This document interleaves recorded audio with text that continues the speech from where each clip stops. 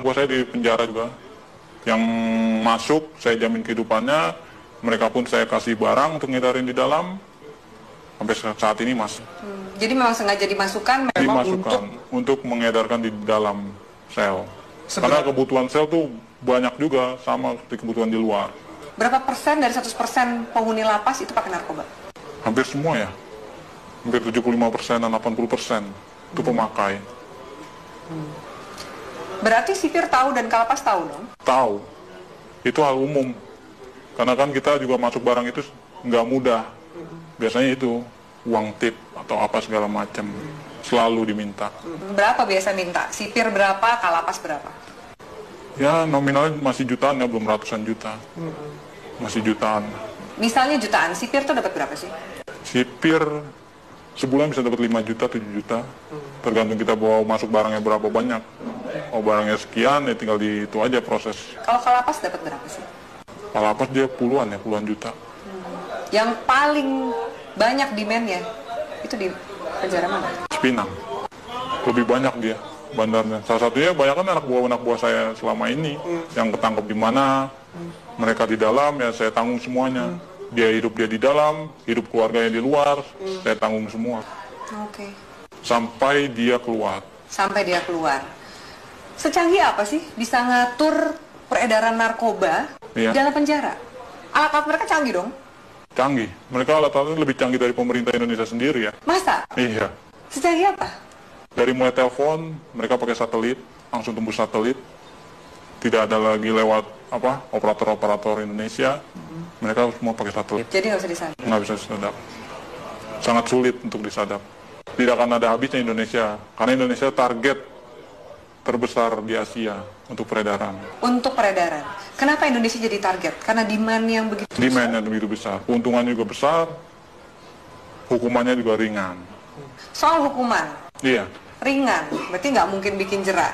Apa sih yang bikin jera aparatnya? Dari mana sih kemudian kalau misalnya mau ngabisin ini gitu? Dari mana sih? Biasanya kalau main di hakim itu buat main hukuman. Peringanan hukuman, segala macam. Anda bayar? Saya bayar. Dalam bentuk uang atau dalam bentuk barang juga Anda kasih? Uang, biasanya uang. Mereka hanya uang. Kadang barang tergantung hakim. Hakim maunya apa ya kita kasih. Banyak klien Anda yang hakim yang make juga? Ada banyak. Ada 10 orang ada. Bagaimana Anda menggunakan uang yang luar biasa banyak ini? Biasanya Anda menghabiskan untuk apa? Biasanya saya habisin buat pesta-pesta aja. Pesta, saya beli barang, segala macam apa, kebutuhan. Kebutuhan dalam arti ya saya lihat orang-orang kaum-kaum yang kurang mampu juga sebenarnya saya kasih. Beramal juga? Beramal. Tapi kan dari duit seperti itu, duit haram, duit panas? Ya, istilah kata buang sial. Kalau di kalangan itu buang sial, harus. Anda nggak takut ketangkep? Enggak. Karena saya percaya, saya di dalam pun saya dijamin. Dan keluar pun masih ada tempat buat saya. Kecuali hukuman mati ya, mungkin banyak yang kapok. Susah nggak sih keluar dari jaringan ini? Sangat sulit. Karena semuanya itu sudah terpantau oleh bos. Kita pun juga nggak tahu kan anak buah bos seberapa banyak. Yang kita tahu kan hanya segelintir orang yang saya percaya ada 30 orang. Mungkin dari lain ini ada lagi anak buah bos yang mantau saya juga. Bagaimana posisi saya, peredaran saya, perkembangan saya. Oke, dari Jakarta sendiri selain 5 bos Anda ini, Iya, ada juga jaringan-jaringan yang lain? ada, banyak. Di Jakarta aja ada sekitar 50 jaringan. Yang saya tahu 50 jaringan, mungkin lebih. Itu yang saya tahu. Jaringan ini lebih besar atau sama kuatnya dengan jaringan Anda? Macam-macam. Tergantung dari barang sih biasanya. Kalau barang kita bagus, banyak juga jaringan ngambil di kita juga. Makanya barang itu nggak pernah akan habis. Tidak akan pernah habis di Indonesia. Walaupun mereka menangkap, menyita segala macam berapa ribuan ton, ratusan kiloton, itu nggak akan pernah habis. Karena itu cuma sedikit, paling seujung jari ya, ujung jarinya dari total barang yang ada di Indonesia. Kalau BNN sendiri, gimana Anda sebagai bandar ngelihat BNN? BNN saya lihat sih Untuk saat ini tergantung orang-orangnya sih, BNN juga. Sama lah sama yang di Polres, Polda, segala macam. Istilah katanya kan orang Indonesia itu hanya butuh duit. Semuanya ujung-ujungnya duit. Asal kita punya duit, ya lolos. Sampai ke jaringan, kalau kepolisian juga? Kepolisian udah hal umum.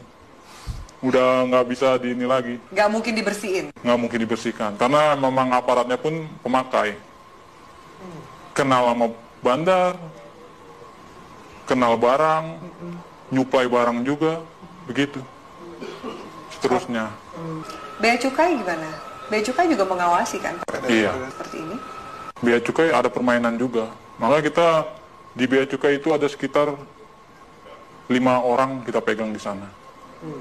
Untuk tiap ininya. Apa peran 5 orang di Bea Cukai ini? Meloloskan barang. Meloloskan barang. Jadi ada pengiriman juga? Pengiriman barang, pengeluaran keluar barang, itu semua lewat dari mereka ini, 5 orang ini. Oke. Anda punya berapa rekening? Ada 10 lebih. 10 lebih. Kurang lebih satu rekening isinya berapa sih? Tergantung ya, ada yang 1 miliar, ada yang 800, ada yang 750, paling kecil ya sekitar 250 juta. Anda nggak takut kelacak oleh PPATK nih? Wah, enggak ya, itu nama rekeningnya udah beda-beda. Ada panggilan untuk berhenti dari dunia hitam ini? Belum ada. Saya masih menikmati sampai sekarang karena keuntungannya lumayan. Bukan lumayan lagi ya, mungkin kalau Mbak sendiri mungkin akan tergiur dengan hasilnya. Yakin kamu? Yakin sekali. Masa? Iya, benar. Belum ada panggilan untuk tobat berarti? Belum. Masih menikmati. Mau sampai kapan? Sampai seterusnya mungkin ya. Sampai tunggu panggilan. Orang tua Anda nggak curiga? Tidak ada yang tahu. Teman-teman kecil pun nggak ada yang tahu.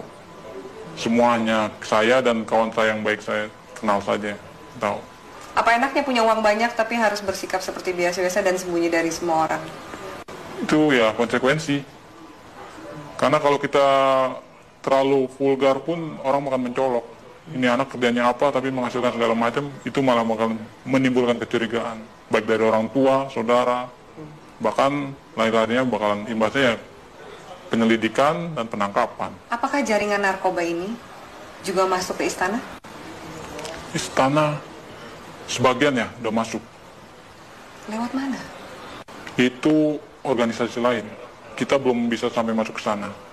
Mungkin ya organisasi ini lebih kuat dari yang bos saya punya.